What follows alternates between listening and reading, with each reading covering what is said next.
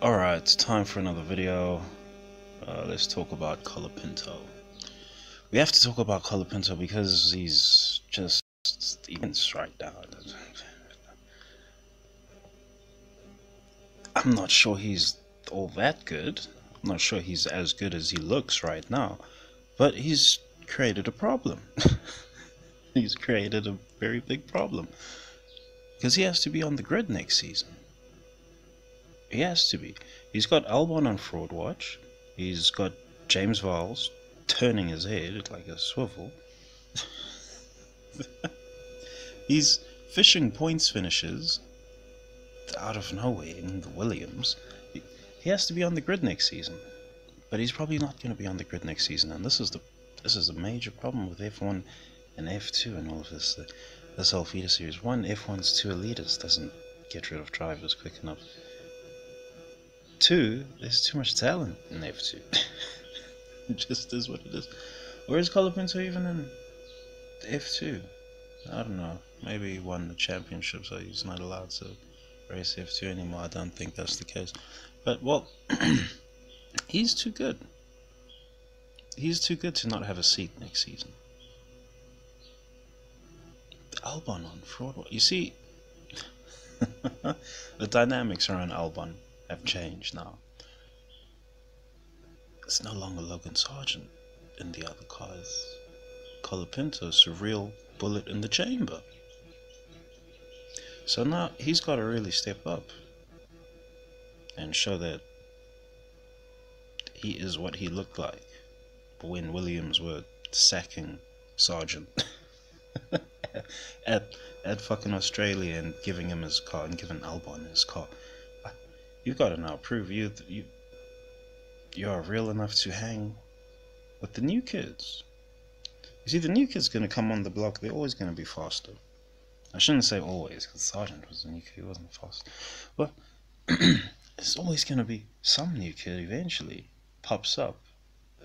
It's going to blitz the timing sheet, at least relative to the car. And not all the drivers are going to be able to hang. Albon, he is not generational. You shouldn't survive the whole generation.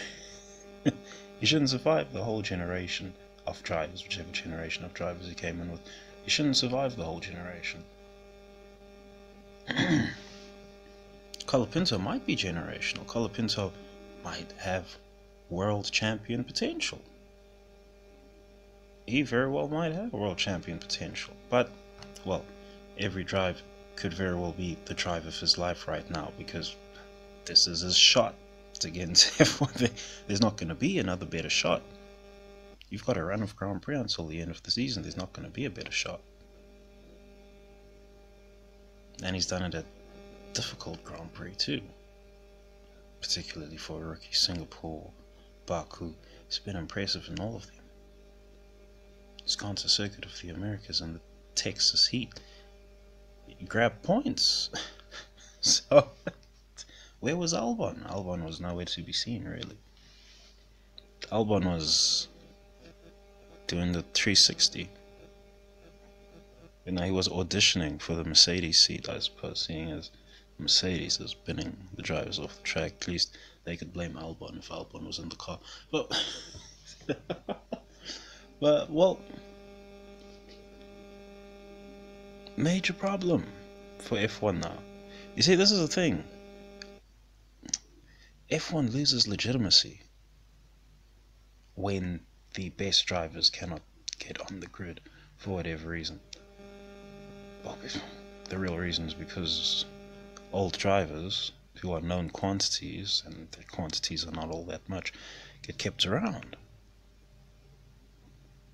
Such as Hulkenberg, such as, well, some drivers are about to be ushered out, I suppose. And some people might take consternation to me mentioning Hulkenberg over there, but really, he's a known quantity. I don't believe he's going to win a Grand Prix at Audi. He might fetch some podiums, maybe a pole position or something, and get the hype going if Audi produce the car, but I don't think he's going to win a Grand Prix. And that's a big if on Audi producing the car right away.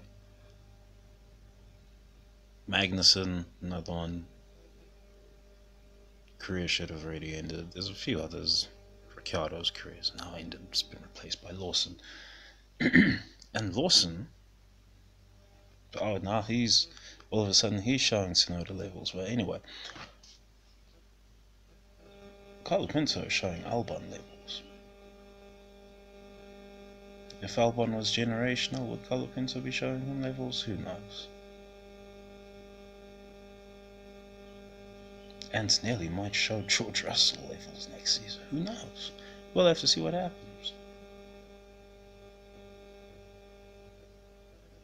But one thing that looks for certain is Colapinto's probably not going to have a seat.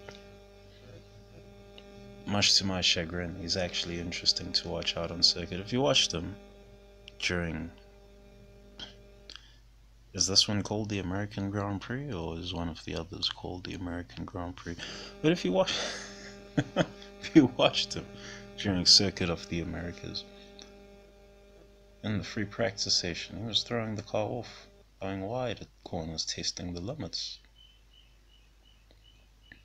And that slow complex of corners towards the end of the lap, towards the end of the lap, after turn 11.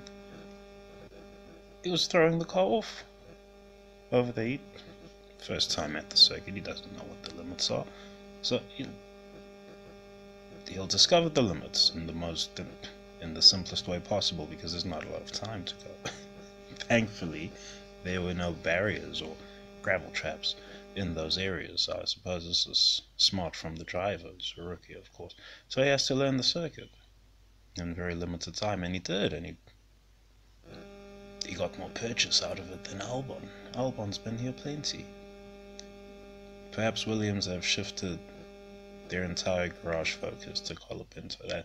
That's the only possible saving grace I'll give Albon. But they've done that for a reason, because he's just that much better than him at the end of the day. But then again, I'm not really sure on that. All of these drives could be the drive of his life. Oh my days. So, well, we won't know until Colapinto's next stint in F1, if he ever gets another stint in F1. Some WEC team might grab him and, oh, that's that.